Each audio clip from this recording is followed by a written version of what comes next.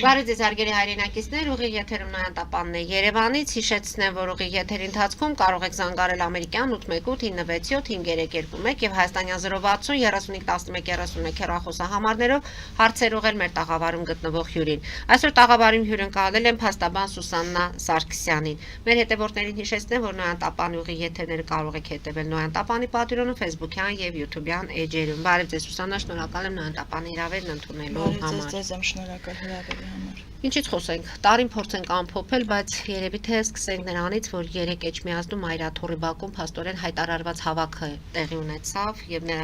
10 եպիսկոպոսների աջակիցներն էին այնտեղ եւ կաթողիկոսի։ Ինչ տեղ ունեցավ դրա մասին փորձենք խոսել, նայելով, տեսել ենք բավականին շատ տեսանյութեր կային, փառք Աստծո կարող ենք ասել միջադեպը շատ չեն եղել եւ ներքին գործերի նախարարությունն էլ տարածեց հայտարարություն, որ ընդհանրապես այնտեղ ինչ որ եղել են միջադեպեր, սադրիչ գործողություններ, կարողացել են մարդկանց հեռացնել, խոսքով 5 անձի մասին է ձերբակալման, արյուն չի թափվել, այսպես ասենք, եւ ամենակարևորը իրար չեն հրմշտել եւ հետևանքների մասին եւ որ խոսենք, այնտեղ մի քահանա է փաստորեն վատացել, ես որպեսզի անուն ազգանունը սխալ չասեմ, անունը Մայրաթոռի 5 անձ հեռացվել է, ձերբակալվածներ չկան եւ վատացել է Բյուրականի Սուրբ Հովհաննես եկեղեցու հոգևոր հովիվ Տեր Վրթանես քահանա Բաղալյանը, ինքնազգուշացությունը վատացել է, տեղափոխել են հիվանդանոց եւ սրտի ստենդավորում են արել։ Այս իրավիճակով մենք հավաքը փաստորեն ավարտվել է։ Նամակը 10 եպիսկոպոսների քարտուղարություն է հանձնվել, հիմա մի հատ հասկանանք, ինչու է այս գործը այսքան ձգձգվում, Սուսաննա։ Դուք հայ առաքելական եկեղեցու հետևորդ եք, դուք ինքներդ այս հարցում ձեր կարծիքը միշտ ձեր սոցցանցերում ներկայացնում եք, ինչի այս գործընթացը այսքան երկարում, ընդ որում կարող ենք ասել, որ ադրբեջանական լրատվամիջոցները ցույց էին տալի Էջմիածնի այդ ամբողջ հավաքը, մի կողմից խոսում էին, մի կողմից գոչում էին հեռացի, մյուս կողմից գոչում էին վեհափառ։ Տեսեք, գործընթացը նոր չի սկսվել, որ խոսանք երկարելու մասին։ Երկրի առաջին դեմքը սկզբում ազգային ժողովի ամբիոնից խոսեց, որ Պապ Թագավորը այլևս չի սպանվելու, իսկ մեզ հայտնի է որոշ դրվագներ Պապ Թագավորի հակաեկեղեցական քայլերից, այն ժամանակվա պատմությունից մեզ հասած բոլորը գոհ էին, որ Պապ Թագավորը փակեց կուսանոցները, բայց թե իրականում այդ Պապ Թագավորի գործողությունները ուղղված էին բացառապես կուսանոցները փակելու դեմ, թե ընդհանուր եկեղեցու, դա պատմության մութ էջերում է մնացել։ Վերջերս խոսեց Տրթատ Թագավորի մասին, որը Հայաստանում բերեց նոր կրոն քրիստոնեություն եւ այս ձևակերպումը ինչպես դարձան քրիստոնյա եւ այլն վարչապետի բերանից ինձ համար հնչեց որպես ահազանգ։ Ինչի համար, որովհետեւ առաջին բանը, որ ուղեղումը ծագում է, որ մեր երկրին այս վարչապետի առաջնորդությամբ սպասվում է կրոնափոխություն կամ նոր կրոնի պարտադրում։ Ինձ մոտ այդպիսի տպավորություն առաջացավ, քանի որ ովքեր պատմության էջերին ծանոթ են, բոլորիս հայտնի է պատմիչների գրվածքներից, պատմությունից, թե ինչպես քրիստոնեությունը մուտք գործեց Հայաստան, տաճարների ավերումներով, քրմերի կեղեքումներով եւ քրիստոնյա դարձնելով մի մասին, այսօր ինչ է կատարվում եկեղեցում, եթե զուգահեռներ տանենք, հա։ Ճիշտ է, այն ժամանակ պատժիչ միջոցները այլ էին, ավելի կոշտ, ավելի արյունալի, բայց այսօրվա, եթե հաշվենք, որ մենք ապրում ենք լուսավոր դարում, հա, 21-րդ դարում, այսօրվա գործողությունները գրեթե կարելի է նույնացնել Տրթատ Թագավորի ժամանակահատվածում կատարված գործողությունների հետ, ինչ է անում այսօր իշխանությունը։ Ասում է, ես եկեղեցուն չեմ թիրախավորում, իմ խնդիրը կաթողիկոսն է, խոսում է կոմպրոմատներով եւ այսօր եթե վերցնենք հենց այդ թեզը, որ ունեն կոմպրոմատներ, ակնհայտ է դառնում, թե ում որ եկեղեցականի վրա ունեն կոմպրոմատներ, այսինքն այն 10 քահանաները եւ դեռ ծպտված հոգեվորականները, որոնք չեն բացել իրենց դեմքերը, բայց իրականում աջակցում են Նիկոլ Փաշինյանին, ժամանակի խնդիրը դրանք էլ կբացահայտվեն, անմիջականորեն գործում են եկեղեցու դեմ։ Եվ ես էլի եմ ասել ձեր հաղորդումների ժամանակ, որ սա ոչ թե կաթողիկոսի դեմ ուղղված գործողություն է, այլ եկեղեցու, եւ այո, Նիկոլ Փաշինյանի ձևակերպումները խոսում են հենց այն մասին, որ իր գործողությունների իր արշավը հենց քրիստոնեության եւ եկեղեցու դեմ է։ Ես չգիտեմ ով ինչ կարծիք կունենա, համենայն դեպս իր Չախոյանը աշխատակազմի ղեկավար օրինակ նշում է, որ սրբապղծություն հովանավորող կաթողիկոս չի ունենալու հայ առաքելական եկեղեցին, օտարի լծին ծառայող կաթողիկոս չի ունենալու հայ առաքելական եկեղեցին, ուխտադրող կաթողիկոս չի ունենալու։ Այստեղ շատ բարի, այսօր այն հոգևորականները թիրախավորվել մարդիկ կոնկրետ անձնավորում են շատ իրենց բարի, նախ գործողությունները։ պետք է հասկանանք, եթե ասում են ուխտադրուժ կաթողիկոս չի ունենալու, Գործակալ այսպեսին կաթողիկոս չի լինելու։ դե եկեք եկեղեցու, եթե մեկը գործակալ է, մյուսներն էլ գործակալի գործակալներն են, եւ այստեղ հարցը ով գործակալն է, ով է այդ գործակալների հովիվը։ Սա հարցի մյուս կողմն է, որը ինքը շատ վտանգավոր ճյուղ է, շատ վտանգավոր միջանցքներով եւ մութ միջանցքներով անցնող թեմա է խոսակցությունը, եւ կարելի է բոլորին էլ ասել գործակալ։ Դրա ասելը հեշտ է, դրա ապացուցելն է դժվար եւ եկեք վերցնենք այսօր այն Այսինքն Փաշինյանը դեռ չի ապացուցել կաթողիկոսի գործակալ լինելը։ Իսկ ինչն է ապացուցել։ Միջև օրս ինչն է ապացուցել։ Սա էլ հո գրիշ չի, որ հանես դնես, ասես ապացույց է։ Իսկ այն 10 արքեպիսկոպոսները, որոնք բերել են եպիսկոպոսները եւ նամակ են հանձնել, եկեք հասկանանք իրանք ինչ ուխտ են դրժել, որ դուրս են եկել հենց իրենց առաջնորդի դեմ։ Երբ որ եկեղեցու խնդիրները պետք է լուծվեն կանոնական օրենքներով, եկեղեցու օրենքներով, լուծվում են քաղաքական օրենքներով, որը չի կարելի անգամ օրենք կոչել։ Այսինքն եկեղեցու գործերին իշխանությունը խառնվելու իրավունք չունի։ Դա կարող ձևավորել ժողովրդական պահանջ, բայց այսօր իշխանական պահանջ է դա։ Այլ բանը, որ ժողովրդին կոնսոլիդացնում են եւ տանում են իրանց հետևից, բայց ամեն դեպքում, եթե կաթողիկոսին մեղադրում են կուսակրոնության ուխտը խախտելու մեջ, եկեք անդրադառնանք Աստվածաշնչին, հա, այս եպիսկոպոսները ինչ ուխտ են խախտել, քանի տիրոջ են ծառայում։ Չէ՞ որ Քրիստոսն է ինքը ասել, մի անձը չի կարող երկու տիրոջ ծառայել։ Այսօր այս եպիսկոպոսները դարձել են իշխանության ծառաները եւ փաստացի կատարում են իշխանության կամքը։ Իրենք իրավունք ունեն հոգևոր առաջնորդին, հայ ազգի քրիստոնյա աշխարհի հոգևոր առաջնորդին մեղադրելու կուսակրոնության ուխտը խախտելու մեջ եւ դա դնելու նրա հրաժարականի հիմքում։ Միանշանակ ոչ, այստեղ են ասել դատողները ովքեր են։ Եվ այս պայմաններում ամբողջ եկեղեցին եւ որ հայտնվել է քաղաքական վայրի վերումների եւ իշխանության թիրախի կենտրոնում չի կարելի ասել, որ այս եպիսկոպոսների քայլերը օրինական են, համապատասխանում են եկեղեցական կանոններին կամ եկեղեցական օրենքներին, քանի որ այնտեղ վեհափառին հրաժարական ներկայացնելու կամ թողելու հարց հանգստելու ուղարկելու խնդիրը այնտեղ այլ է դրված եւ եթե հոգեվորականը ինքը լինելով բարձրաստիճան հոգեվորական չի առաջնորդվում եկեղեցու կանոններով, քանի ուխտ է խախտում։ Եվ արդյոք սա չի խոսում այն մասին, որ եթե դուրս ես գալի խախտում ես եկեղեցու կանոնները, եթե վեհափառին պետքա հանգստի ուղարկեն, բա իրանց ուր պետքա ուղարկեն։ Ընդ որում 3 կարգալույս եղած քահանաներին մի քաղաքացի ասում էր ինչու եք դուք այդ համազգեստը այդ սքեմը գրում ձեզ վրա, չէ՞ որ դուք արդեն կարգալույս եք։ Եկեք անդրադառնանք հենց կարգալույսի եղել են այդ միջադեպերը, թեթև եղել են այդ միջադեպերը, չեն կարող ասել շատ հախուռն, բայց ամեն դեպքում ժողովրդի կարծիքը հենց տեղում հայտարարում էր եւ արտահայտում էր։ Շատ բուրն էին իրենց կարծիքները արտահայտում, բազմաթիվ տեսագրություններ կար, բայց այստեղ կարգալույսի խնդիրը չի։ Եթե ասում են, որ կուսակրոնության ուխտը խախտած կաթողիկոսը չի կարող լինել կաթողիկոս, հետեւաբար այդ կուսակրոնության ուխտը որորը որ խախտել է, այդ օրվանից իր կողմից ձեռնադրված բոլոր հոգևորականները ձեռնադրված չեն։ Ինչ կարգալույսի մասին է խոսքը։ Այսինքն ձեռնադրում ընդունում են, կարգալույս անելը չեն ընդունում, այստեղ չի կարող լինել։ Ու չի կարող լինել, եթե չեք ընդունում, ասում եք, որ կուսակրոնության ուխտը խախտել է, ուրեմն ինքը կաթողիկոս չի,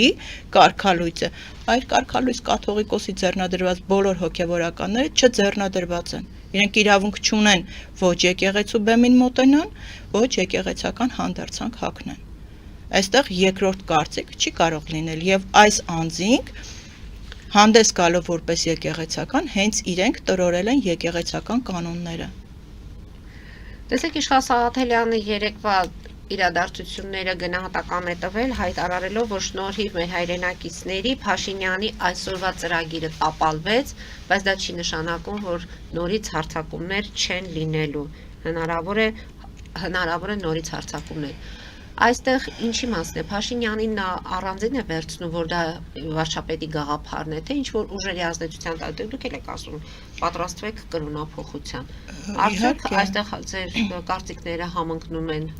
Միանշանակ է դրան համար է մտահոգված եւ հարված ասելով, այսինքն հաջորդը ինչ պետք է լինի, սրանից ավել էլ ինչ պետք է լինի։ Չէ, այս իշխանությունից երբեք մի թերագնահատեք այս իշխանությունը, թե հաջորդիվ ինչ պետք է լինի, շատ վատ բաներ կարող են լինել։ Եվ ես բացարձակ չեմ զարմանա, որ հաջորդ կալանավորվող հոգևորականը կլինի կաթողիկոսը։ Մենք դա էլ կտեսնենք։ Տեսեք, եթե 18 թվականից քննվող թմրանյութերի վերաբերյալ քննչական կոմիտեում քննված գործով բարձրաստիճան հոգևորականը 7 տարի անց կալանավորվում եւ պարզվում է այդ հոգևորականին իմանալով հանդերձ թույլ են տվել, որ եւս 7 տարի իրենց ասելով թմրանյութեր իրացնի եկեղեցուց կամ այլտեղ ու ոչինչ չեն արել։ Այո, եւ այստեղ էլ ինչ կարող ենք ակնկալել, այսինքն խոսքը այստեղ նրա մասին է, որ իրենք խոսում են կոմպրոմատներից, բայց կոմպրոմատներ ունենալ այդ իրենց կոմպրոմատները հենց իրենց դեմ է։ Այսինքն դուք ասում եք, որ 7 տարի հոգևորականը, բարձրաստիճան հոգևորականը զբաղվել է թմրանյութերի շրջանառությամբ, եւ եթե Կճոյանի նման, ինքը չդառնար իշխանական հոգևորական, էլի կկալանավորվի, եթե դարձավ բնականաբար իրենք կներվի, ինչպես հակակոռուպցիոնի վճիռը դատախազությունը չբողոքարկեց։ Մոռացան Նիկոլ Փաշինյանի Կճոյանին առաջադրված նրա վերաբերյալ հնչեցրած բոլոր արատավոր մեղադրանքները։ Ասում են Բեթլին որտեղ է։ Այո, հասկանում եք, ես նախկինում էլ եմ ասել, այստեղ խնդիրը այն չի, դու ինչ ես արել, անձը ինչ ենթադրյալ հանցագործություններ է կատարել, կա իշխանական հանցագործ եւ կա ընդդիմադիր հանցագործ։ Եթե դու չես անցնում իշխանության կողմը, ուրեմն դու պետքա կալանավորվես, պետքա քրեական հետապնդման ենթարկվես, ընդհուպ ամենածանր խափանման միջոցները կրես։ Աստված գիտի տեսանք Աջապահյանի մասով դատապարտվես, այսինքն եթե Աջապահյանի վերաբերյալ էլ արատավորվող կոմպրոմատներ ունենային, ուղղակի չէին դատի, կամ կդատեին, այդ կոմպրոմատներով կդատեին, ոչ թե ինչ որ ֆեյք ձևակերպումներով թե հեղաշրջման կոչ է արել, եթե հեղաշրջման կոչ էր արել 44-օրյա պատերազմի ժամանակ այդ մարդուն դատեիք, ում էիք սպասում, որ դատեք 5 տարի հետո, 5 տարի առաջ կոչ չէր, 5 տարի հետո դարձավ կոչ, այսինքն 5 տարի առաջվա ասածը դարձավ 25 թվականին կոչ, այսինքն այստեղ անգամ ենթադրյալ հանցագործներին ու հանցագործության դեպքերն են տարանջատվում իմոնքի եւ ձերոնքի։ Այսինքն իրավական եւ բարոյական բոլոր սահմանները անցած են այստեղ։ Այդ սահմանները վաղուց են անցել, ուղղակի այսօր արդեն կուլմինացիան է այդ ամեն ինչի եւ այստեղ արդեն այն կապը կտրվել է։ Եվ իրենք այս մեծ իներցիայով սլանում են առաջ եւ այնքան են կտրվել իրականությունից, այնքան են կտրվել եւ բարոյական եւ հոգեվոր արժեքներից եւ ազգային արժեքներից, որ իրենց համար արդեն միևնույնն է եւ այնքան արտաքին պարտավորությունների տակ են մտել, խոսքը ֆինանսական պարտավորությունների մասին չի, նաեւ երկիրը տանուլ տալու պարտավորությունների մասն է, որ արդեն այդ պարտավորությունների բեռի տակ իրենք կորցնում են զգոնությունը։ Հիմա մեզ լսողները կհարցնեն, իսկ դուք կաթողիկոսի գործունեությունից որպես հոգևոր առաջնորդի գոհ եք։ Ես նախորդ հաղորդումներին էլ եմ ասել, եթե խոսք լինի, որ թե ինչի մասին պետք է խոսել, այո, գոհ չեմ։ Եվ բարձրաձայնել եմ այդ մասին ձեր տաղավարում։ Իրենք բացեցին այս իշխանության դռները դեպի եկեղեցի։ Իրենք չպահպանեցին մեր հավատքի սյունը։ Կներեք։ Եթե մեր հոգևորականները լինեին իրենց տեղում, չդրժեին ոչ մի տեսակի եկեղեցական իրենց ուխտը, հավատարիմ մնային քրիստոնեական արժեքներին, այսօր եկեղեցու դռները չէին բացվի ոչ մեր արտաքին թշնամու առաջ, հարվածներ չէր ստանա եկեղեցին արտաքին թշնամուց եւ չէր ստանա մեր իշխանության կողմից։ Այսինքն այստեղ գիտեք խնդիրը որն է։ Ես մի քանի օր առաջ էլի մեծ շրջանակում քննարկում ենք այս հարցը, ես հստակ եմ իմ դիրքորոշման մեջ եւ միշտ է այդպես եղել։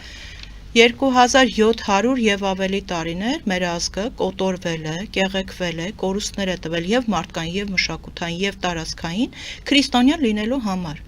Այսինքն, այսօրվա մեր հոգեվորական դասը ամենաներքևից միջև ամենաբարձրագույն ներկայացուցիչը կրում է պարտականություն հավատարիմ ծառայել նաեւ այդ զոհերի հիշատակին եւ այդ զոհողություններին։ Եթե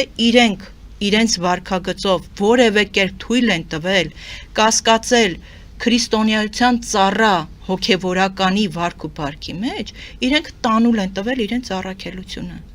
Իրենք նաև տանուլ են տվել այդքան զոհերին, որը չէր կարելի թույլ տալ։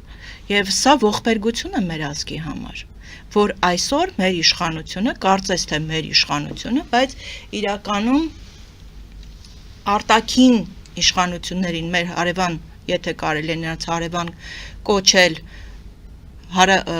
պետություններին մեծ ծառայություն են մատուցում մեր իշխանությունները ի հարվածելով մեր եկեղեցուն եւ այստեղ խնդիրը արդեն կաթողիկոսի միայն գործունեության մեջ չէ, նաեւ այն անձանց գործունեության մեջ է, որոնք այսքան տարի շուրջ 26 տարի թույլ են տվել, եթե կաթողիկոսը ուխտազանց է, թույլ են տվել, որ այդ ուխտազանց կաթողիկոսը մոլորության իրենց ասելով, մոլորության մեջ գցի ազգին, բայց հաջորդ հարցը երեք նորից քաղաքացիներից մեկը բարձրաձայնում էր այդ հարցը, թե ինչեր են արել նրանք, այս 10 եպիսկոպոսները եւ այլ անձինք, այն մյուս կարգալույծ եղած հոգևորականները, որոնց մասին անգամ մենք էլ չգիտենք, որ եղել են կարգալույծ։ Եվ ինչի միջև օրս չեն բարձրաձայնել այդ մասին եւ նոր են բարձրաձայնում։ Այսինքն, եթե չլիներ այս իշխանությունը, չլինեին իշխանության ասած կոմպրոմատները, էլի ոչ ոք ձայն չէր հանելու եւ չէր բարձրաձայնելու այս հարցը։ Այսինքն, սա ակնհայտորեն ոչ թե խոսքը այստեղ ես գոհ եմ թե դժգոհ եմ, այո, ասելիքներ շատ կան, խնդիրներ կան։ Էլի եմ ասել, հարցերը եկեղեցու որպես փակ կառույցի, որպես միակ ազգային ինքնության պահպանող կառույցի հազարամյակների պատմություն ունեցող չէր կարելի հանել, լցնել այսպես քաղաքական դաշտ, ժողովրդին այստեղ էլ բաժանել սևերի եւ սպիտակների, եկեղեցականների եւ ընդդեմ եկեղեցականների։ Այո, ասելիքներ հաշվարկել, ներողություն, Չախոյանը հաշվարկել էր, որ ընդդիմությունը հազիվ կարողացել էր 2200 մարդ տանել իր կոչերով։ Գիտեք ինչ, այստեղ ընդդիմության խնդիրը չի։ Չէր արել, բայց այնտեղ արդեն 10 եպիսկոպոսներին աջակիցներ էին հայտնվել։ 10 եպիսկոպոսները միջև իրենց նամակը տանելը, հանձնելը, իրենք հայտարարություն էին արել, այսինքն այդ հայտարարությամբ իրենք նաև կոչ էին փաստացի հնչեցրել, որ ժողովուրդ հավաքվեք։ Եթե իրենք որևէ խնդիր չունեին, ինչ էին ոստիկանության գվարդիայով գալի այդ ամբողջ զորքը ում համար էին բերել, այդ թվում քաղաքացիական համազգեստով ոստիկաններ, ում համար էին բերել, եթե իրենք կարող էին գային մտնեին եկեղեցի, ինչի են այդ նույն եկեղեցականը ոստիկանական ուժերի ուղեկցությամբ գալիս մտնում եկեղեցի եւ ընդդիմությունը հավաքեց եկեղեցին ընդդիմությանը չի քրիստոնեությունը մենակ ընդդիմությանը չի նկատի ունեք այս նամակն էլ կարող էին պարզապես փոխանցել առանց աղմուկ բարձրացնելու այսինքն իրենց համար ոչ թե այդ նամակը փոխանցելն է այդ նամակը կարող էին պոստային ծառայությունով էլ ուղարկեին ոչ թե նամակը հանձնելու մեջ էր այլ ժողովրդի ուղղական գործողություններ կարող են գրոհել Էջմիա, այսինքն հաջորդ կիրակի կարող են պատարակ մատուցել Էջմիածնի Մայր տաճարում, թե չէ։ Դե Ալեն Սիմոնյանն ասում էր բացառված չի դեկտեմբերի 7-ին դեռ Գյումրիում տեսեք, էսի փորձն էր Մայր աթոռում պատարակ մատուցելու փորձն էր, կարող են, թե չեն կարող։ Եվ այո, Մայր տաճարում պատարակ մատուցելով կարող ենք համարել, որ Նիկոլ Փաշինյանը գրավեց հայաստանյան եկեղեցիները բոլորը եթե թույլ տան որը չի կարելի հարգելիներս եթե դուք ասում եք որ այ կաթողիկոսը կարգալույծ է որովհետև ուխտ է խախտել կուսակրոնության, բա բերում եք պատարակ եք մատուցում, պատարակի կարգը չպահպանելով, բերում եք սարկավակների եւ այլն, որոնք իրականում սարկավակ չեն, սա եկեղեցին ինչի տիկնիկային թատրոն է, որ ինչ տիկնիկ ասես բերեք խաղացնեք եւ հանեք, հետո տանեք ազգային ժողով, հետո տանեք քաղաքացիական հագուստով ձեր, չգիտեմ, ակցիաներին։ Եկեղեցին սարքել են թատրոն, շոուի բեմ, որը անթույլատրելի է, իսկ այն հոգևորականները, որոնք թույլ են տալիս մասնակից լինեն այս շոուներին, նրանք ինչ եկեղեցական։ Ես նորից եմ ասում, քանի ուխտ են խախտում այս իշխանությանը ծառայելու համար, թող գնան եւ ի վերջո այնտեղ ոչ թե 10 եպիսկոպոսներ էին կանգնած, այլ իրենց մտքի մեջ երևի թե կամ ըստ խոստումների, սա հավանականության տիրույթից ասեմ, 10 բան էին կանգնած, հոգևոր առաջնորդներ, ամեն մեկը արդեն իրեն տեսնում է մեր վեհափառի տեղը։ Մենք զանգ ունենք, լսենք մեր հեռուստադիտողին։ Լսում ենք ձեզ, դուք եթերում եք։ Բարև ձեզ։ Այո, բարև ձեզ, բարև հայ ազգ։ Ովքեր որ հայ են, բոլորին բարևներս։ Մի ուղերձ կամ մի հարց կարող եմ ուղղել Այո։ Հայաստանի վարչապետին, եթե կարելի է։ Շատ կարճ խնդրեմ։ Շատ կարճ։ Երբ որ Հայաստանի վարչապետը առանց ամուսնանալու, առանց ЗԱԳՍ-ի վկայանի 4 հատ երեխա ունենում օրինականա, իսկ բանը մեր կաթողիկոսը, հայոց կաթողիկոսը, մինչև կաթողիկոս կարգվելը երեխա ունեցել, ապօրենի է արդյոք, որ այդ մարդը վատ բան չի արել, ազգն է շատացրել։ Դուք կուզեի պատասխանեք եւ այս հարցս ուղղեք վարչապետին։ Շնորհակալ ենք։ Շնորհակալ ենք զանգի համար։ Գիտեք ոնց, ես երթման ուխտի վերաբերյալ իմ ուրույն կարծիքն ունեմ, որ եթե ուխտ ես անում, պետքա պահպանես։ Սա իմ համար անքննարկելի է։ Բայց որ կարելի է դա դարձնել համազգային խնդիր եւ այսպես, չգիտեմ, նսեմացնել եկեղեցու եւ եկեղեցականի դերը, դա անթույլատրելի է բոլոր առումներով։ Եվ ի վերջո, երբ որ առավել եւս դու բարձր ամբիոններից եւ որպես երկրի առաջին դեմ խոսում ես մի բանի մասին, որը դեռ ապացուցելու կարիք ունես։ Եվ ասում ես, այ որ գա, դու ոնց ես մարդուն տանելու, ստիպելու հարկադրաբար ԴՆԹ թեստ հանձնելու, որևէ մեկը դրա իրավունքը չունի։ Մարդը մեղադրյալ չի, հանցագործության մեջ չի կասկածվում, չի մեղադրվում։ Սա երկրորդ, այսինքն անապացույց, անհենք հայտարարություններ, որը ազգին խառնել է իրար։ Շատ լավ, ունեցել է։ Հետո չէ որ նախկինում էլի այս հարցը բարձրացվել է հանրային տիրույթներում, Գրիգոր Լուսավորիչը կուսակրոն չի եղել, մինչև վերջին ժամանակները կուսակրոնություն չի եղել, այսինքն եկեղեցին է ընդունել, որ պետք է հոգևորական որոշակի դաս, իրենց կանոնագրքով, այո, ունենան կուսակրոնության ուխտ ունենան, եւ սա չի կարելի, սա մահացու մեղք չէ, մահացու է, եւ որ դու երկու տիրոջ ես ծառայում, եւ որ դու հագնում ես հոգևորականի համազգեստ եւ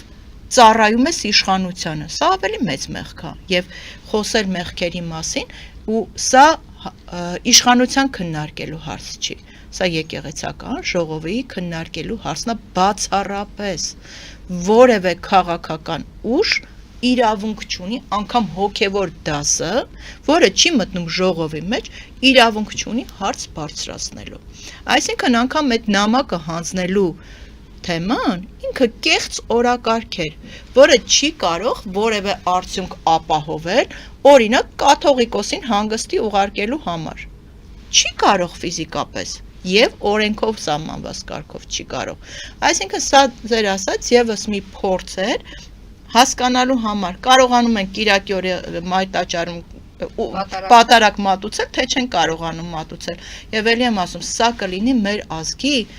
վերջին ամոթը, որից հետո էլ մենք ազգոչվելու իրավունք չենք ունենա, որովհետև պատարակ մատուցել մայրտաճարում որպես տիկնիկային թատրոն, իրենց խամաճիկներով, իբր հոգևորական խամաճիկներով, դա անթույլատրելի է եւ այստեղ էլ եմ ասում, բացարձակ կապ չունի, որ մեկս ինչ կարծիք ունենք այսօրվա կաթողիկոսի մասին։ Ես մի հայտարարություն անեմ Սուսաննա, մեր հետևորդներին հիշեցնեմ, որ ABC-ից մենք հնարավոր է դուրս գանք եւ շարունակենք մեր հաղորդումը Նոյան Տապանի Պատրոնում։ Մենք զանգ ունենք, լսենք զանգը, որից հետո Նիկոլ Փաշինյանի երեխաներ ունենալու հետ կապված ձեր պատասխանը կլսենք։ Լսում ենք ձեզ, դուք եթերում եք։ Բարեզստիկին Պետրոսյան, բարեզստիկին Սարգսյան, ողջունում եմ ձեզ Նոյան Տապանի հետ եթերում։ Ինչայլոց մենք դեռ եթերում ենք, որտեղ տեսնում եմ արդեն ավարտվում է Լսում ենք ձեզ։ Այո, լսում ենք, մենք ձեզ լսում ենք, մենք Պատրոնում շարունակում ենք մեր հաղորդումը։ Okay, շատ լավ։ Բարեզստիկին Սարգսյան, ողջունում եմ ձեզ հրավեր գնդելից։ Նախորդ հարցադրումը շատ ճիշտ էր, այդ ինչու Փաշինյանը կարող է ունենալ զուգ ընկերուհի, իսկ հետո խոսալ հորդալ այդ կաթողիկոսի դեմ, բայց այստեղ ավելի մեծ հարց եմ ես ուզում ձեզ ուղղել Տիկին Սարգսյան եւ ինչ անելու կապակցությամբ ես վերջերս բազմիցս նշել եմ որ օրինակ դուք գիտեք Transparency International այդ կազմակերպությունը կա հայտնի համաշխարհային որը սուր գերով քննադատեց իշխանություններին Փաշինյանին Հայաստանին ընդհանրապես միջամտելու եկեղեցու գործերը դա այն բանից հետո եւ Հայաստանի ներսում 29 այդ կազմակերպությունները մեղադրեցին եւ սա արդեն միջազգային մեծ կազմակերպություն է եւ նաեւ մեղադրեցին Փաշինյանին որ միջամտում է քաղաքական նկատառումներով տարբեր գործիչների դեմ Սամվել Կարապետյան եւ այլն ես բազմիցս նույնտապի եթերով ողջունել եմ նման նախաձեռնությունների եւ կարծում եմ որ ավելի շատ պետք է միջազգային կազմակերպությունները ճնշում գործադրեն ձեր իշխանությունների վրա եւ ներքին ձեր կազմակերպությունները պետք է դիմեն միջազգային կազմակերպություններին, որտեղ դա ճնշման հզոր գործի կարող է լինել, որտեղ ձեր կառավարությունը բախում ունի արևմտյան եվրոպական այդ կառույցներից։ Որտեղ այն ինչ որ Փաշինյանը անում է, դա ժողովրդական երկրներում, մեր մոտ Ամերիկայում, դա չլսված բան կլիներ եւ դա կոպիտ խախտում է։ Կուզենայի իմանալ, ինչու ձեր կարծիքով Հայաստանի քաղաքացիությունը пассив է համանդապար այդ հարցում, ինչու նրանք չեն դիմում միջազգային կառույցներին ճնշում գործադրելու, մենք տեսնում ենք, որ հնարավոր է, որ միջազգային կառույցները ճնշում գործադրեն։ Ինչու դա չի արվում եւ ես լսել եմ պատճառաբանություններից մեկը, որ արևմուտքը չի մտածում այդ մասին, որ նրանք սատարում են Փաշինյանին, բայց մինչև դուք չանեք, մինչև դուք չդիմեք, չխնդրեք, նրանք չեն քայլ ձեռնարկի։ Ձեր կարծիքով ինչու դա չի արվում եւ եթե դա է պատճառը այդ վստահության պակասը արևմուտքի նկատմամբ, դրանով արդյոք դուք չեք ինչպես ասում են կրակում ձեր իսկ ոտքին, այսինքն պարտություն մատնում ձեր իսկ այդ նպատակները, արդյոք դա միջոց չէ ճնշում գործադրելու դիմել միջազգային կառույցներին, շնորհակալություն։ Մենք էլ ենք շնորհակալ։ Լսեք, միջազգային կառույցներին դիմելու մասով այո կան կազմակերպություններ, որոնք պարտավոր են իրենց գործունեության նպատակների շրջանակներում բնականաբար ունեն այդ եւ իրավասությունը եւ պարտավորությունը միջազգային կառույցներին դիմելու, նաեւ այստեղ խնդիրը մեր հետևորդը շատ ճիշտ հարց է բարձրացնում, ինչի ավելի ակտիվ չեն հասարակությունը, քաղաքասարակության ներկայացուցիչները, ասեմ, ես այստեղ խնդիր եմ տեսնում խնդրի ճիշտ մեկնաբանման, այսինքն երբ որ ասում են, որ այս պայքարը մենք հարձակվում ենք ոչ թե եկեղեցու, սա կաթողիկոսի դեմ պայքար է, քանի որ նա խախտել է կուսակրոնության ուխտը, եւ այո, քիչ առաջ ինչպես ասեցի, իրենց գործունեությամբ հոգևոր քրիստոնյա աշխարհը, նույն այդ քաղաքասարակությանը մեծ մասին չեն կոնսոլիդացրել եկեղեցու շուրջ։ Շատերը հեռացել են նաև եկեղեցուց, եթե կտեսնեք կհիշեք նախկինում պատարակներին ինչքան մարդ էր գնում, այսօր ինչքան մարդ է գնում։ Եվ վարչապետի պատարակներին բավականին Չեն գնում, տարվում են եւ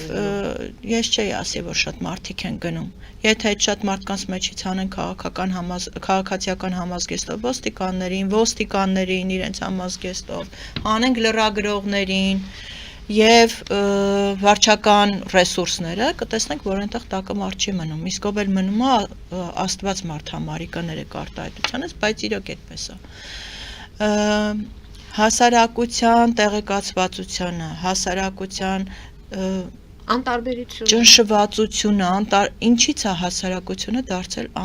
անտարբեր նման հարցերի շուրջ։ Եվ խոստովանենք, որ այս հարցը արդեն մարդկանց նույնիսկ չի էլ հետաքրքրում, որտեղ հոգնել են։ Իրականում հոգնել են, որովհետև այս աղմուկը, հիշում եք, նախորդ հաղորդումներից մեկում ես ասում էի, որ աղմուկն է շատ։ Եվ մարդիկ ակամայից արդեն կորցնում են որտեղ է իրականությունը կամ ճշմարտությունը։ Եվ սա հենց սրա ուղղությամբ տարիներ շարունակ են աշխատել հասարակության, ինտելեկտուալ, բարոյահոգեբանական վիճակը նվաստացնելու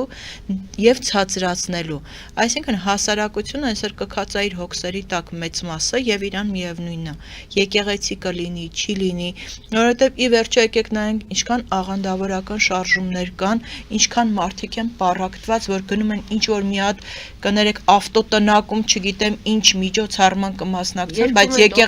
եկեղեցում մոմ չեն վառի, հանեք նաև այս շրջանակը հասարակության։ Այսինքն մենք եկեղեցին այսօր լուրջ խնդիր ունի։ Թեկուզ Իշխան Սաղաթելյանի ներկայացրած 2200 այդ թիվը արդեն մտահոգիչ է։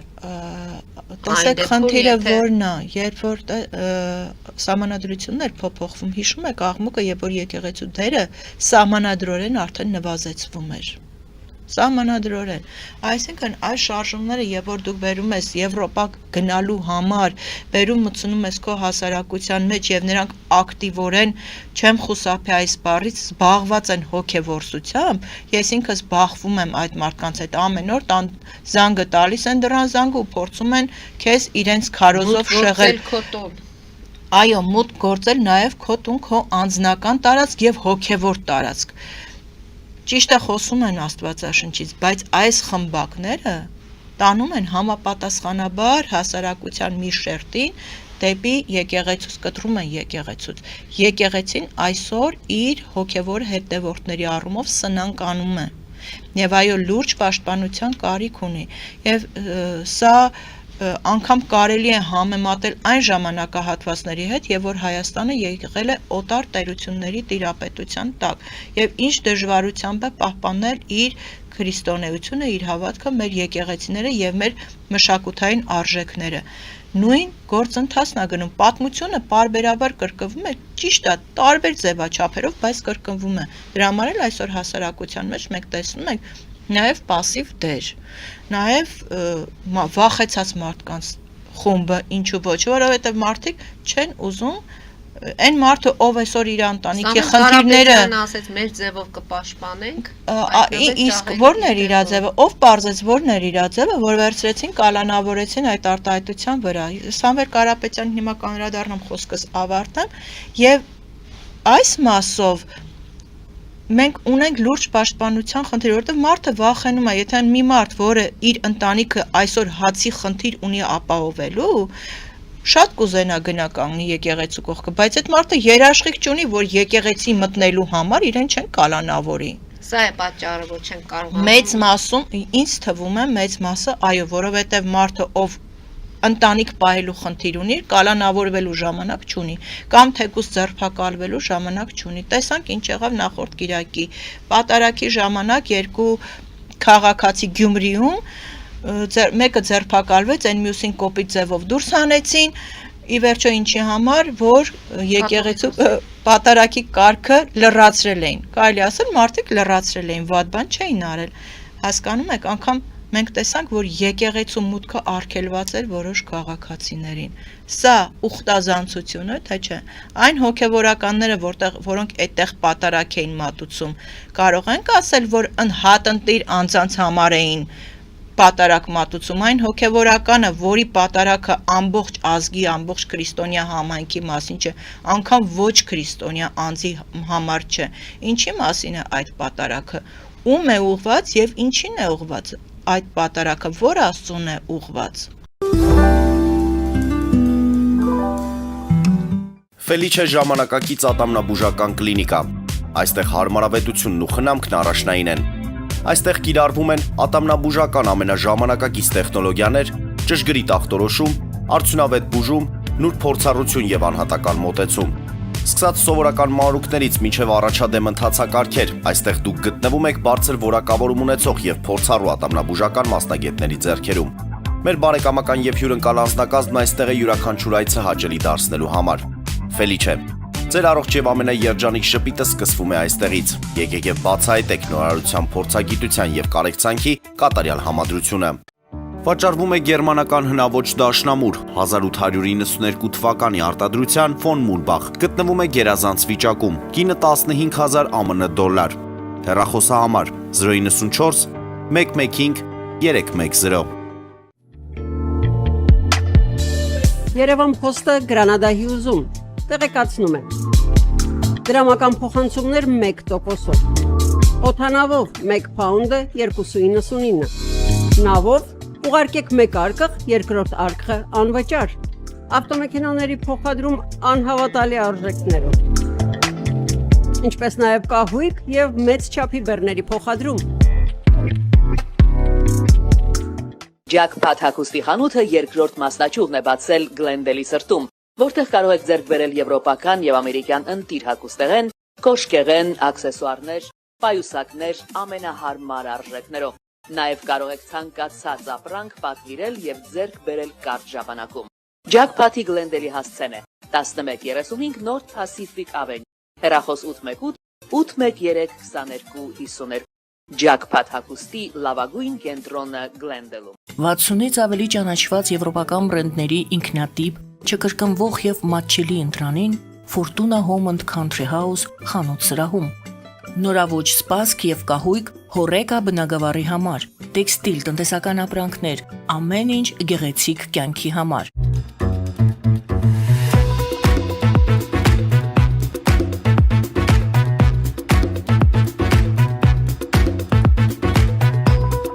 Արարատ ռեստորան, ընտանեկան եւ ընկերական ժամանցի լավագույն հասցե, սիրված արտիստներ, հյուրընկալ մթնոլորտ, հարուստ ճաշացան, անմահական խորտիկներ, Արարատ ռեստորան, հասցեն անփոփոխ, սիրով սպասում ենք ձեզ։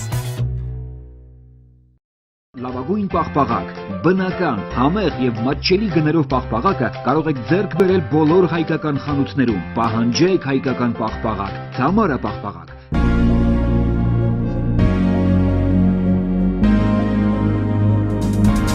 Տպագրեք ձեր գիրքը նոյան տապան տպագրատանը, ինչպես նաև թերթեր, ամսագրեր, բուկլետներ եւ այլն։ Հասցեն քաղաք Երևան, Իսահակյան 28 առաջին հարկ։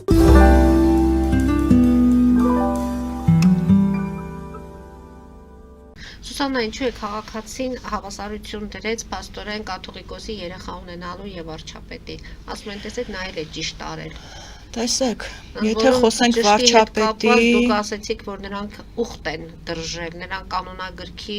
շեղվել են կանոնագրքից, այդ դեպքում արժե որ պետք է հավասարեցվի։ Մենք ունենք օրենսդրություն, անգամ պետական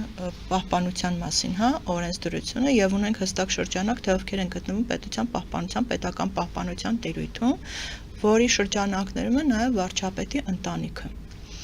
Այսօր վարչապետի ընտանիքը օրինական ընտանիք չէ եւ օրինական պահպանության խնդիր ունի, այսինքն այդ պահպանությունը եւ այն ռեսուրսները, որ վատնվում են այդ վարչապետի թեկուզ տիկնոջես վատ բառ չեմ օգտագործի, ամեն դեպքում կնոջ մասին ենք խոսում, անկախ հասարակական կարծիքից, այդ ռեսուրսները, որ ծախսվում են, օրինական են, թե չէ։ Այ վարչապետը, երբ որ երթվել է ծառայել Հայաստանի Հանրապետությունը, գոնե այս տիրույթում իր երթումը խախտել է, թե չէ։ Եվ ի վերջո ինչն է խնդիրը, որ վարչապետը չի անգամ վարչապետ դառնալուց հետո կամ առաջ է, որ հավակնություն ուներ դառնալու, չի օրինականացրել իր ամուսնությունը։ Այո, 4 երեխա ունի, կարելի ասել արտամուսնական հարաբերություններից։ Եվ ի վերջո այսօրվա մեր երկրի Հայի եւ Հայաստանի վերջակետը դնելու կարելի ասել այսպես ասեմ, Աստվածաշունչի ճակերտներով Աստվածաշունչը վարչապետի գրած երկրի հակառակ կողմն է, որը բացառապես այլասերվածության, արժեքների խեղման եւ կեղեքման մասին է։ Եվ այդ նույն գրքի հեղինակը խոսում է հոգևոր առաջնորդի վարք ու բարքից, որի իրավունք, այսինքն, եւ որ կաթողիկոսին դու մեղադրում ես ինչ որ X հարցում, ցանկացած, դու պետք է այնպիսի անբասիր անցյալ եւ ներկա ունենաս, որ քեզ հակադարձելու բան չլինի։ Իսկ եթե կան հակադարձելու բաներ, դու ուղղակի պետք է լռես։ Եվ այստեղ հիշենք Հիսուսի խոսքը, թող առաջին քարը գցի այն անձը, ով մեղք չունի։ Արդյոք վարչապետը եւ այս իշխանության յուրաքանչյուր անդամ այն մարդն է, ով կարող է կաթողիկոսի ուղղությամբ քար նետել կամ մեղադրանք առաջադրել։ Բնականաբար ոչ։ Այսինքն դատողը ինքը դատաստանի արժանի անձնավորություն է։ Եվ այսքանով փակ է, քանի հատ երեխա կունենա, արտամուսնական կապից կունենա, թե ամուսնական կապից կունենա, դա չի օրինականացնելու վարչապետի գործողությունները։ Բայց նույն վարչապետը պատրաստ է ընդունել կաթողիկոսին եւ կազմակերպել նրա արժանապատիվ հեռացումը։ Վարչապետը թող ընդունի իր կատարած հայ ազգի եւ Հայաստանի հանդեպ կատարած մեղքերն ու հանցավոր արարքները, ենթադրյալ հանցագործությունները եւ իրեն առաջարկի անվնաս հեռանալու ճանապարհ։ Սուսաննա, կհետևենք ամեն դեպքում այս իրադարձությունները դեռ ցավոք շարունակություն են ունենում եւ ցավալի է, որ երեք նորից հաղորդման սկզբում էլ ասեցի, ադրբեջանական լրատվամիջոցները ցույց էին տալիս այդ ինչ որ կատարվում էր, այդ ամենը բոլորից համար էլ եւ հոգնեցուցիչ է եւ ամոթալի է, այնպես որ ցանկալի է, որ ավարտը լինի այս հարաբերությունների։ Հիմա անդրադառնանք, քանի որ տարին ենք ամփոփում, որպես փաստաբան իրավական դաշտում ինչ ունենք եւ ինչ չունենք։ Սկսենք հենց ձեր գործից եւ Սամվել Կարապետյանի անունը տվեցինք, որոշակի ձևով դուք ձեր գործը եւ Սամվել Կարապետյանի գործի մեջ որ նմանություն եք տեսնում։ Ասեմ, նմանությունը խիստ զուգահեռներ չեմ տանի, բայց այսպես է, ինձ կալանավորեցին հույս ունենալով թե կինա, բոլորը կոտրվում են, 2 ամիս էլ չի տևի ցուցմունքներ կտա, ինչը որ իրանց բաղձալի երազանքներ, ցուցմունքներ չստացան, միջև օրս ինձ սպառում են կիսատնային կալանքի տակ, այսինքն եթե զուգահեռներ տանենք իրավական դաշտի, թե ինչ խափանման միջոցներ են ընտրվում եւ ում հանդեպ, պետության բյուջետ հալանած, այդ որ ասում են նախկիններ, ներկաներ եւ այլն, անպագորգոր հայտարարություններ են անում, մենք աչքներիս առաջ ունենք, որ մարդը կարող է բյուջեն միլիոններով թալանի եւ նրա նկատմամբ խափանման միջոց չընտրվի կամ ընտրվի ստորագրություն բացակայելու արգելքը։ Սեյրան Օհանյան, լավ անցած ճանապարհ ունի, ես էլ եմ հարգում մարդկանց անցած ճանապարհը, բայց հանցագործության ծանրություններ գոյություն ունի, եթե ընդունում ենք, որ պետք է խափանման միջոցը համարժեք լինի կատարված ենթադրյալ արարքի հետ։ Սամվել Կարապետյանին ինչի համար կալանավորեցին, մեկ բառի համար մեր ձևով, առանց հասկանալու որն է իր ձևը, քանի որ Սամվել Կարապետյանը, ես չեմ կարծում, որ հեղաշրջման նախկինում կատարված փորձեր ուներ, ինչ որ վտանգավոր հանցագործեր, այսինքն չունենք այդ անձի վտանգավոր հանցավոր գործնեության մասին որևէ տեղեկություն, որը կարող էր այդ մեր ձևով ձևակերպումը դիտարկել, որ այն նախկինում այս արարքը արելա կկրկնի, կպաշտպանի եկեղեցուն։ Ինչ արեցին, Սամվել Կարապետյանին կալանավորեցին, ըստ էության ինչ են ուզում, իր ունեցվածքն են ուզում, հեծ են ուզում խլեն, չգիտեմ ինչեր են ուզում խլեն, բարբերաբար տնտեսական առումով ճնշումներ եւ այլն։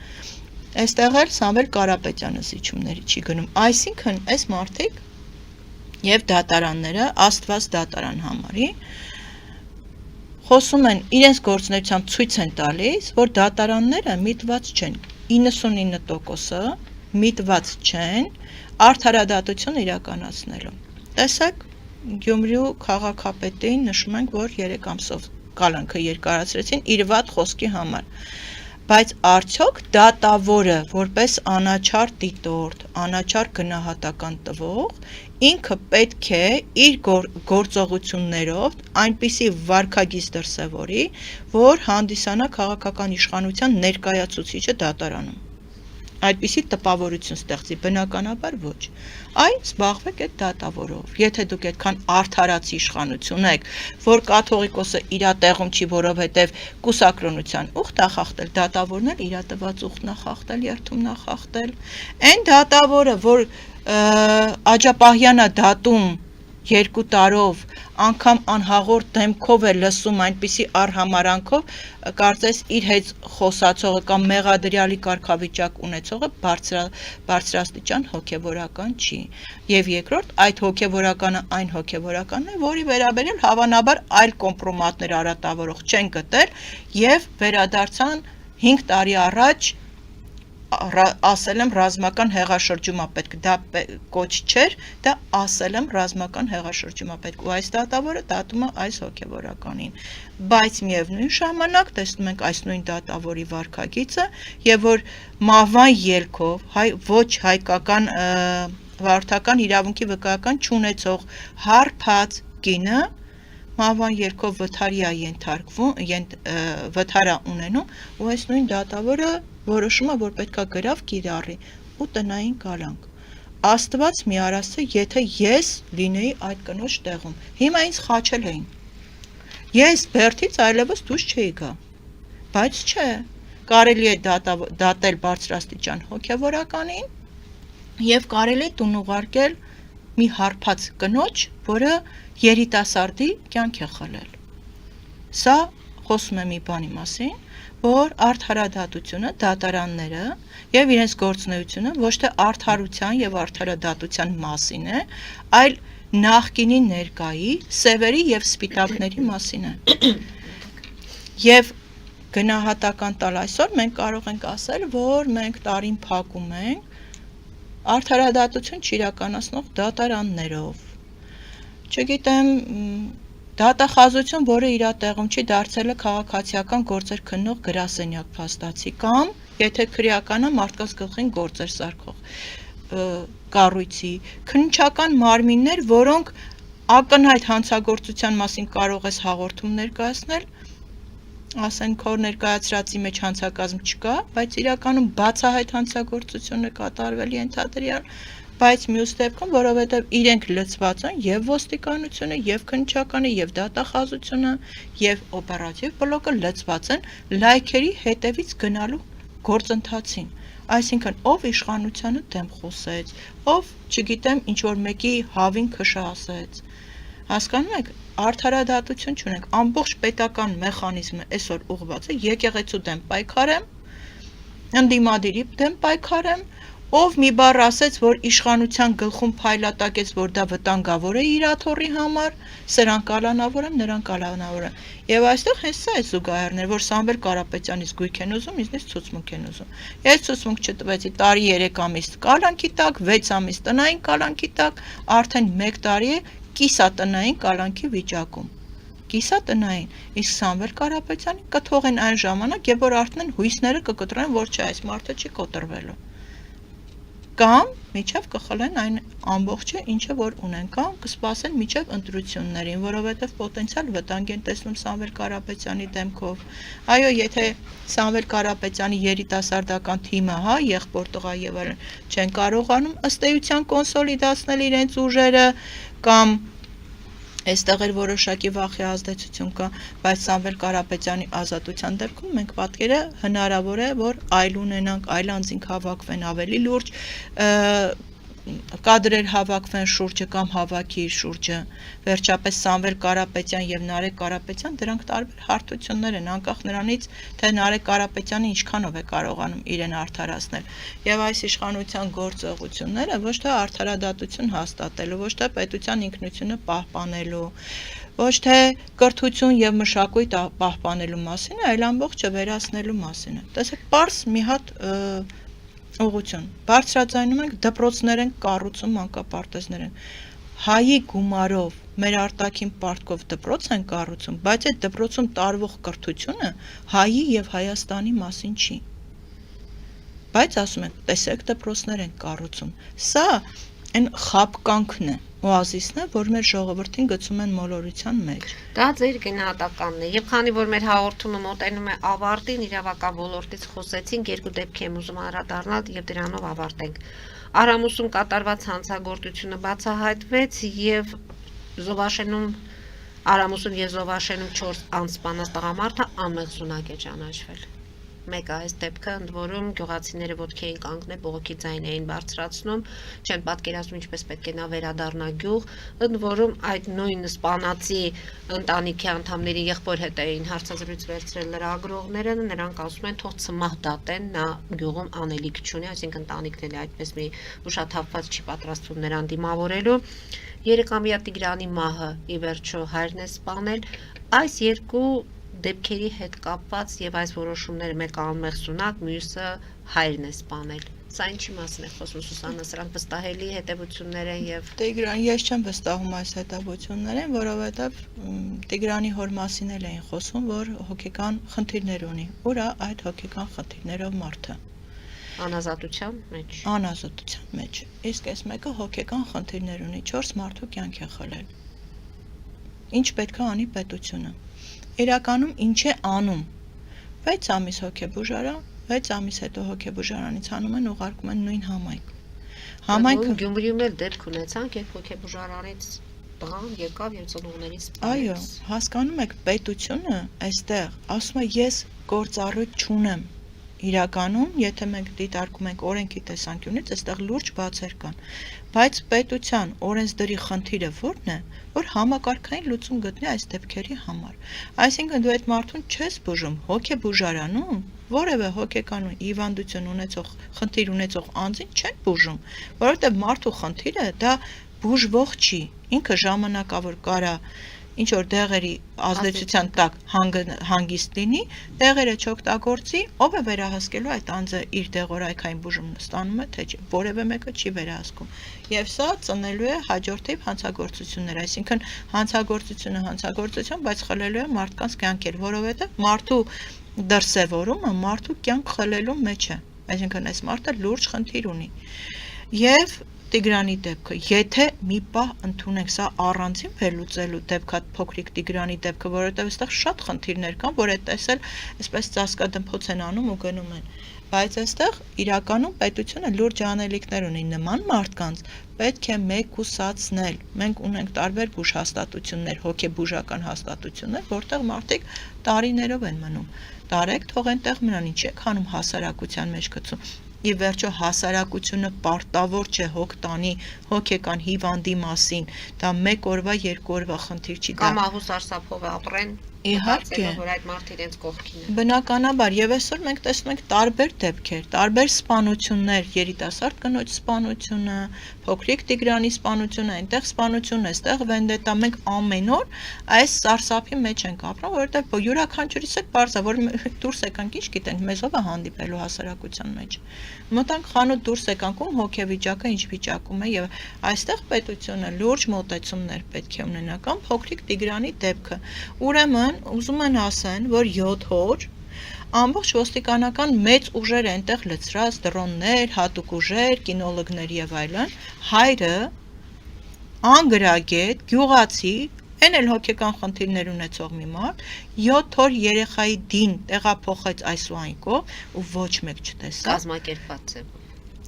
Ու ոչ մեկ դրա, եթե մի հոգեկան հիվանդ անձնավորություն կարող է 7 օր ոստիկանական ուժերին եւ ոչ միայն մատերի վրա խաղացնել, ուրեմն սա խոսում է մի բանի մասին, որ ոստիկանությունը տապալված է։ Դուք ինչա օպերատիվ բլոկ չունեիք, այդ ձեր գործունեությունը կամ գործողություն չեք կատարել, այդ ամբողջ հայտարարություններն ու ներկայացրած է կեղծը, կամ էլ հայրը չի։ Այստեղ երրորդ տարբերակ չկա։ Այն էլ այն դեպքում, եւ որ անգամ հարակից գյուղերում ոստիկանական ուժեր են եղել, եւ մեր լրագրողներից մեկն էր նշում, որ ինքը շեղվելա ճանապարհից ճանապարհը չեն գտել, քանի տեղ իրեն մոտեցել են։ Այդ ինչ այն դեպքում, եւ որ ի սկզբանե կասկածը հոր վրա եղել է, ընտանիքի անդամների վրա եղել է, տարվել են, հարցաքննվել են։ Այդ ոնց եղավ, որ այդ կասկածի տիրույթում հայտնված անձը այդպես ազատ տեղաշարժվեց ու որևէ մեկը տեղեկություն չկա, չնկատեց։ Չէ՞ որ այդ ամեն ինչը երեխայի թեկուզ ինչ որ պարկի մեջ դրած պետքա տեղափոխի, պետքա որևէ մեկը տեսնի, չէ։ Եվ ամփոփենք Ամփոփենք, որ մեր երկիրը գնում է միշտ ենք ասել, գահավիժում է անդունդը եւ արտաքին քաղաքականության առումով, եւ տնտեսական առումով, եւ ժողովրդի կոնսոլիդացիայի առումով, մեր ժողովրդի հոգեկան եւ բարոյական վիճակով, եւ կրթության, եւ մշակույթի, եւ արդարադատության։ Այսինքն մենք այսօր կարող ենք արձանագրել, որ մենք բոլոր ուղղություններով տանուլ ենք տվել։ Եվ ի վերջո ինչու ենք տանուլ տալի, որովհետև ասում են սահմանադրություն ենք փոխել, հիմնական մասը, բայց արդյունքում այնպիսի տպավորություն է ստեղծվել, որ այդ սահմանադրությունը վաղուց փոխվել է, ուղղակի մեզ տեղյակ չեն պահում, որովհետև առանձին մարմիններ հենց առաջնորդվում են մեր սահմանադրությունից դուրս, օրենքներից դուրս եւ իրանք ընդհանրապես օրենքից, բարոյականությունից եւ առսկային արժեքներից դուրս են։ Եվ սա հանգեցնելու է հաջորդ տարի, մենք խելքի գալու համար արդեն ժամանակ չունենք, բայց հաջորդ տարի մենք պետք է պատրաստ լինենք ավելի լուրջ մարտահրավերների եւ ավելի լուրջ պատրաստվենք։ Եվ ի վերջո քաղաքացիները, որոնք մասնակցում են այս ու այն ակցիային,